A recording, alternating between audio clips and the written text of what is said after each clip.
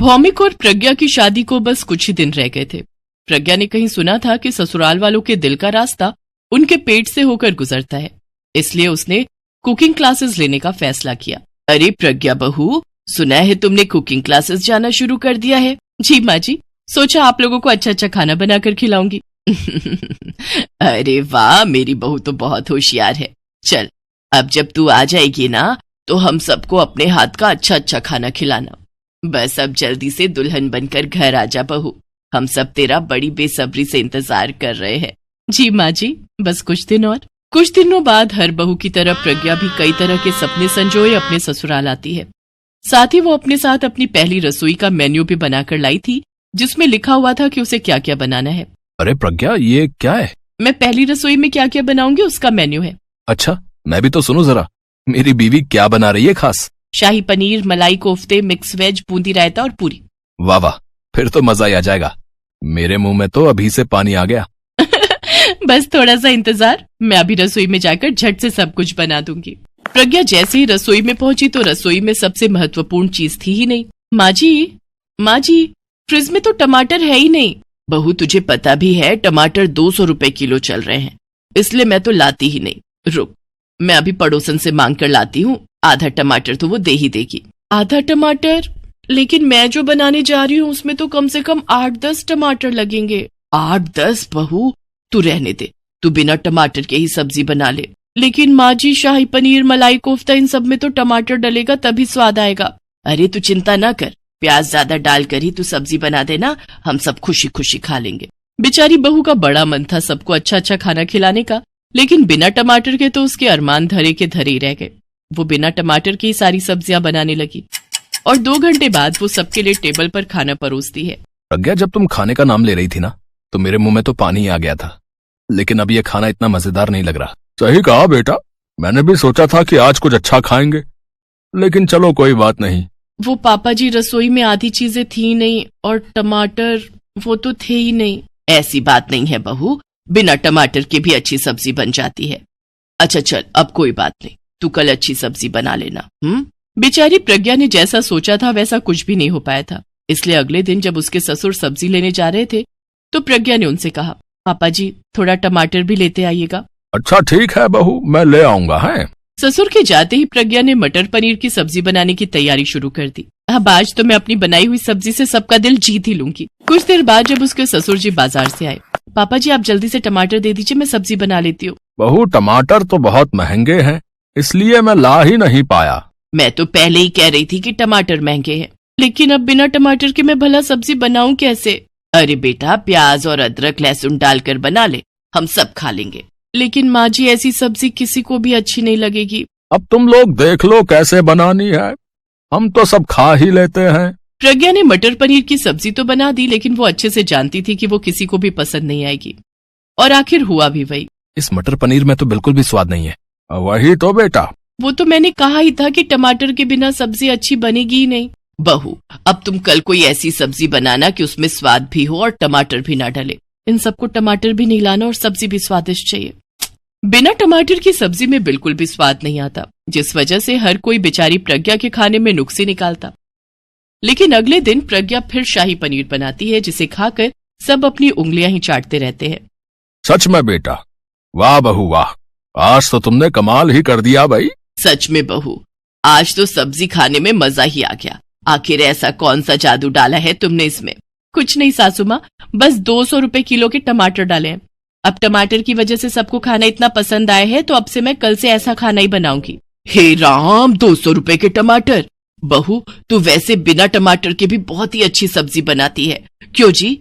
हाँ बहू, और वैसे भी ये खाना थोड़ा भारी हो जाता है। तू अगर हमारे लिए हल्का ही बनाएगी तो हम तो वो भी खा लेंगे। ठीक है, जैसा आपको ठीक लगे। अब प्रज्ञा जब भी बिना टमाटर की सब्जी बनाती तो सब खुशी खुशी खा लेते, क्योंकि अब सबको समझ आ गया था कि कमी उसकी सब्जी में नहीं बल्कि बिना टमाटर की सब्जी में है, और अगर खाने में स्वाद चाहिए तो महंगे टमाटर भी लाने ही पड़ेंगे।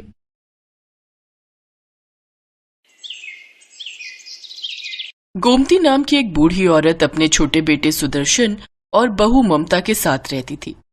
गोमती का बड़ा बेटा और बहू एक सड़क हादसे में इस दुनिया से चले गए। उस समय पोती खुशी गोमती के पास घर पर थी। अब इस दुनिया में गोमती की पोती खुशी का अपनी दादी के सिवा कोई नहीं था, क्योंकि खुशी के चाचा चाची स्वभाव के बहुत खराब थे। चाची, दादी की तबीयत बहुत खराब है, आप दादी से काम मत करवाओ, दादी को बुखार है। चल हट, बड़ी आई दादी की सगी। ओ बुढ़िया, अभी तक तेरे से बर्तन नहीं धुले? कपड़े कब धोएगी फिर? बस धुल गए बहू, शरीर बहुत दुख रहा था, तबीयत बिल्कुल ठीक नहीं है। रोज रोज का बीमारी का बहाना यहाँ नहीं चलेगा। तुझे और तेरी पोती को घर में रहने की जगह दी है। शाम को मेरी माँ और बहन मुझसे मिलने आ रहे हैं। इसके बाद रसोई में जाकर उनका खाना बनाना, समझी? और साथ में अपनी पोती को भी लगा, सारा दिन इधर उधर घूमती रहती है। दादी लाओ, मैं आपकी मदद करूं, आपकी तबीयत ठीक नहीं है। दादी, चाची बहुत बुरी है। चाची आपको कितना तंग करती है, आपसे कितना काम करवाती है। मेरी बच्ची, तू इतने छोटे छोटे हाथों से कैसे काम करेगी? रहने दे बिटिया, मैं कर लूंगी। गोमती और खुशी की आंखों में आंसू आ जाते हैं। खुशी जानती थी कि उसकी दादी की तबीयत बहुत खराब है, पर वो छोटी बच्ची क्या कर सकती थी। शाम के समय ममता की माँ और बहन रहने आ जाती है। ममता के बच्चों के लिए वो खिलौने और खाने पीने की चीजें लाई थी। खुशी बच्चों को खिलौनों के साथ खेलता देख लेती है और वो उनके पास जाती है। तभी ममता की बेटी महिमा के हाथ से गुड़िया टूट जाती है और वो खुशी पर दोष लगाने लगती है।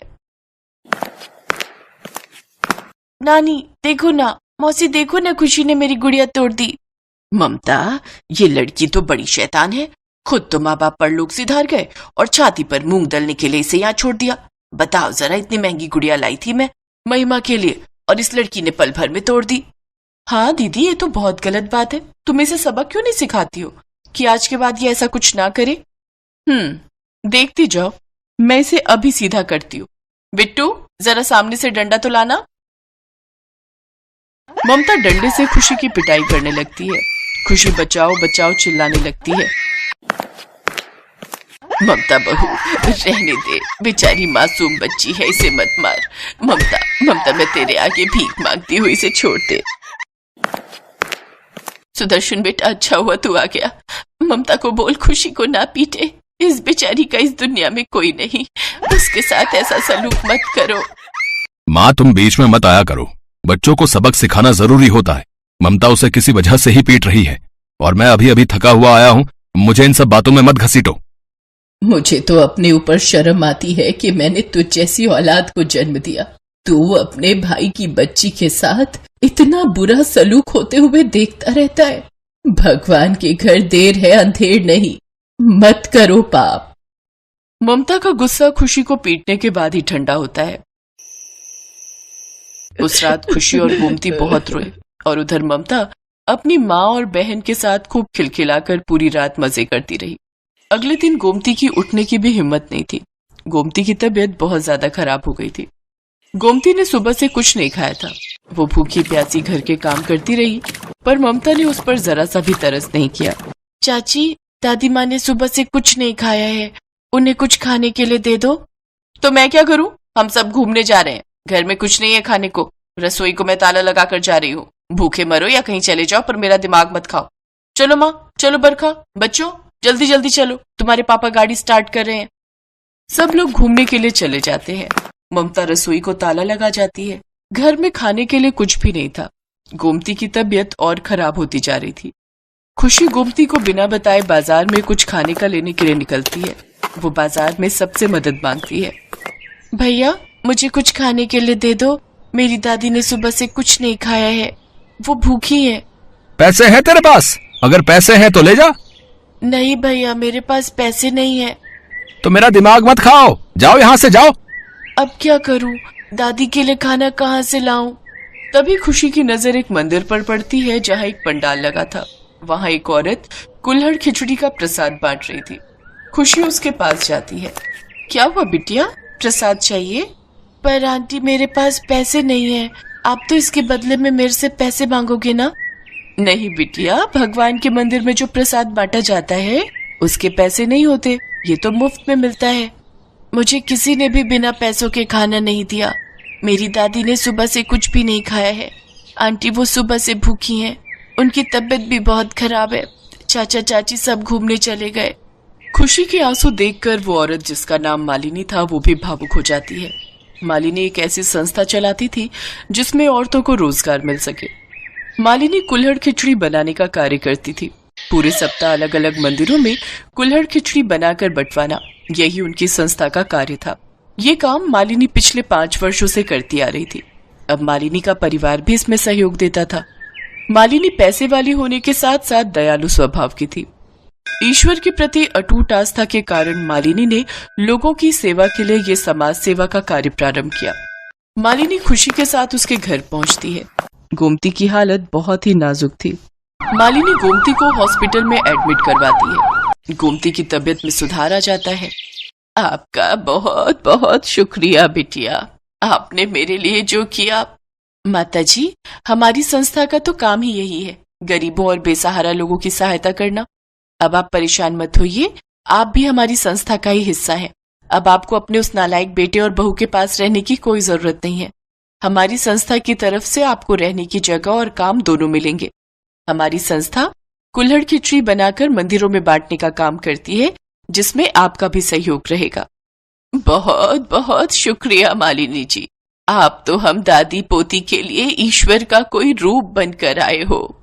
सचमुच कभी कभी पराये भी अपनों से बढ़कर हो जाते हैं। गोमती अपने बेटा बहू का घर छोड़ देती है। अब वो मालिनी के साथ समाज सेवा का काम करती थी। कुल्हड़ खिचड़ी बनाने में गोमती अपना पूरा सहयोग देती थी।